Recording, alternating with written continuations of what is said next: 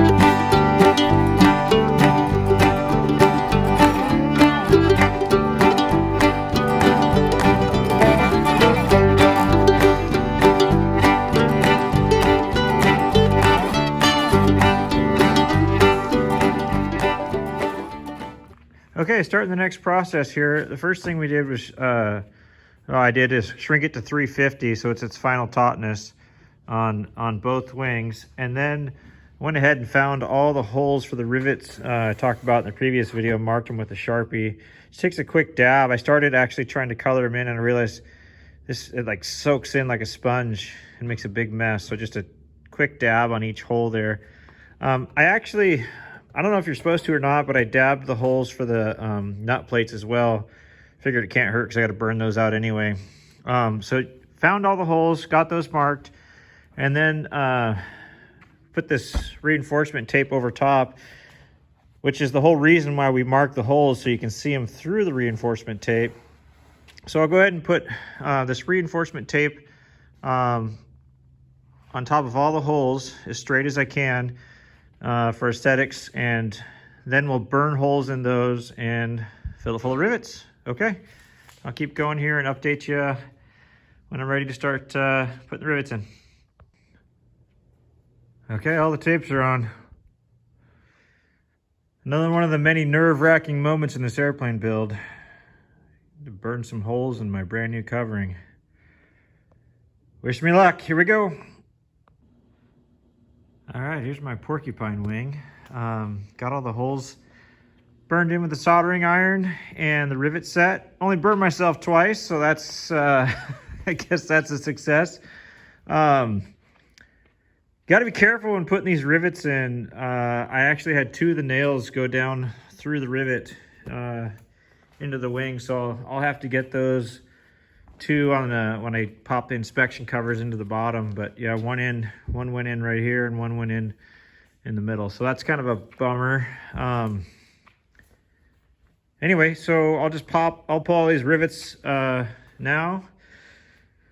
Looking pretty good, no mistakes there, so that's cool. I got this Milwaukee rivet puller, so that'll help. All right, let's get this done. Okay, one down, one to go. It's pretty dang cool.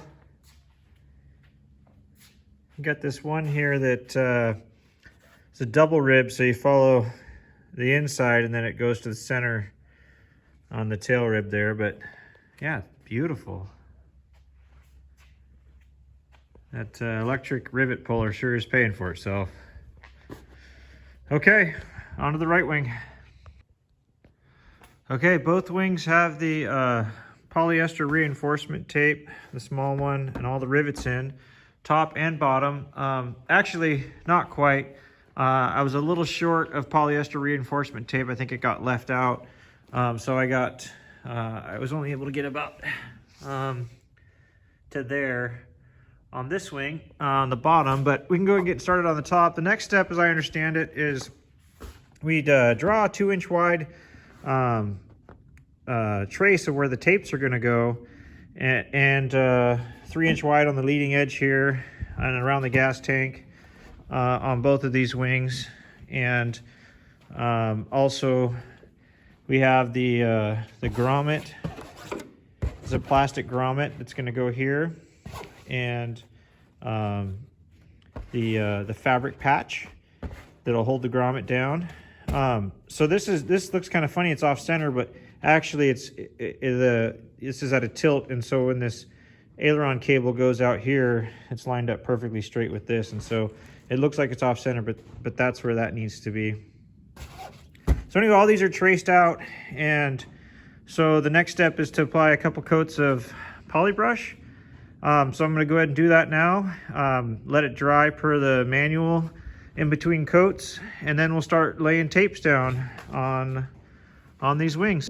Okay, I'm going to stand out here in the fresh air because this stuff is nasty. I definitely want to use a respirator.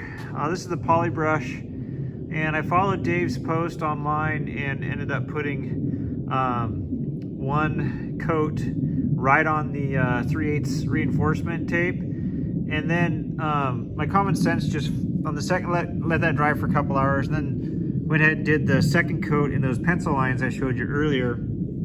And I've never done this before, but common sense tells me that you want to cover the whole spot where the tape's going to go from the pencil line, and also make it flat. So it's a little bit outside the line, so maybe I wouldn't pass first grade coloring lesson, but the whole thing's going to get covered in polybrush anyway, so that doesn't really matter, I don't think, in my own common sense. So I'll let this dry for a couple hours, then I'll do a second coat, and then I'll start applying the tapes. And you can see I put it on the aileron cover patch area as well, and all around the tank, wing tip, and the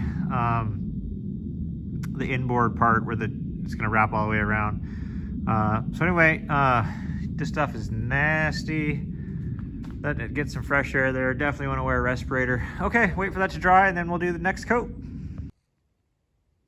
Okay, I got the second coat of polybrush on in the locations where we're going to put the reinforcement tapes.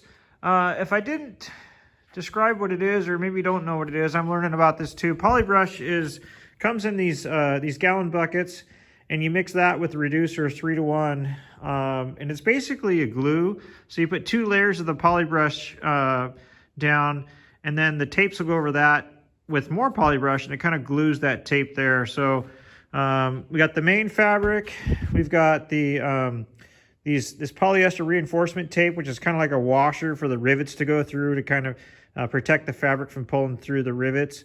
And then where the pencil lines we mark, we'll put this big wide tape and glue it down on after that. And then over here, we got this big glob of stuff here with these that marked out I showed you earlier. So this plastic grommet will glue down to the fabric, and then the patch will go over that, reinforce all this area here so it doesn't have a chance of fraying or tearing.